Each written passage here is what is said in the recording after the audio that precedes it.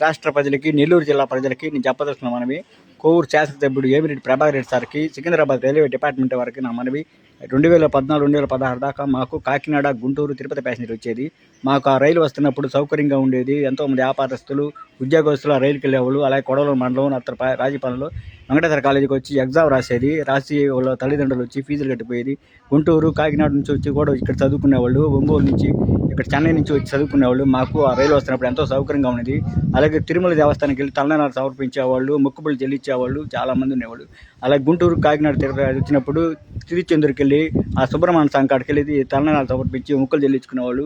మాకు ఆ రైలు వస్తున్నప్పుడు ఎంతో సౌకర్యంగా ఉంది. ఆ రైలు ఆపేయటం వల్ల చాలామంది కిడ్నీ సమస్యల వల్ల ఇంట్లో చనిపోతున్నారు. కానీ వాళ్ళ కోసం మాకు అరవింద్ హాస్పిటల్కి వెళ్ళి, తిరుపతికి వెళ్ళి కళ్ళ హాస్పిటల్కి వెళ్ళేవాళ్ళు, కిడ్నీ హాస్పిటల్కి వెళ్ళేవాళ్ళు, క్యాన్సర్ హాస్పిటల్కి వెళ్ళేవాళ్ళు చాలామంది ఎంతోమంది సంతోషిస్తున్నారు. ఆ రైలు ఉన్నప్పుడు ఆ రైలు ఆపేయటం వల్ల మాకు చాలామంది చనిపోతున్నారు. మా పేదవాళ్ళు